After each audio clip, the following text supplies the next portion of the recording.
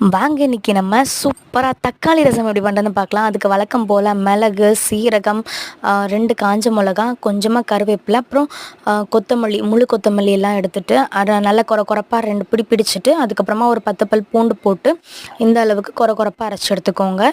அதுக்கப்புறமா ஒரு lemon size புளி கரைச்சி வச்சுருக்கேன். அது கூடவே 2 பெரிய சைஸ் தக்காளி எடுத்திருக்கோம். கொத்தமல்லி தழை இருந்தால் இன்னுமே நல்லாயிருக்கும். என்கிட்ட கொத்தமல்லி தழை இல்லை, ஆனால் நான் கருவேப்பிலை போட்டிருக்கேன். அப்புறமா கொஞ்சமாக உப்பு, கல், இது எல்லாத்தையும் சேர்த்து நல்லா கையாலே பிசைஞ்சு வச்சுக்கோங்க. அது டேஸ்ட் இன்னுமே சூப்பராக கொடுக்கும்.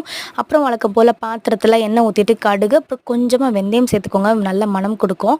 அது கூட ஒரு காஞ்ச மிளகாவும் கிள்ளி சேர்த்துருக்கேன். அப்புறமா கொஞ்சம் கருவேப்பிலை போட்டுட்டு நம்ம பவுடர் ரெடி பண்ணி வச்சுருக்கோம் இல்லையா, ரச பவுடர், அதையும் போட்டு நல்லா அந்த எண்ணெயிலே கொஞ்சமாக வதக்கி எடுத்துக்கோங்க. அதுக்கப்புறமா நம்ம கரைச்சி வச்சுருக்க, அதை கையாலே பிசைஞ்சு கரைச்சி வச்சுருக்க அந்த புளியும், தக்காளி, கருவேப்பிலை, அந்த கரைசலை அப்படியே ஊற்றி எடுத்துகிட்டு தேவையான அளவுக்கு தண்ணி ஆட் பண்ணிவிட்டு உப்பு கரெக்டாக இருக்கான்னு பார்த்துட்டு உப்பு தேவைன்னா சேர்த்துக்கோங்க. அப்புறம் கொஞ்சமாக மஞ்சத்தூளும் சேர்த்துட்டு நல்லா மிக்ஸ் பண்ணி எடுத்துக்கோங்க. கொஞ்சம் நான் காமிச்ச மாதிரி கொஞ்சமாக அதாவது நுர பொங்கி வரும்ல, அந்த ஸ்டேஜில் காயப்பொடி சேர்த்துட்டு இறக்கிக்கோங்க. ரசம் ரொம்ப கொதிக்கக்கூடாது, ரசம் ரொம்ப கொதிச்சா நல்லா இருக்காது.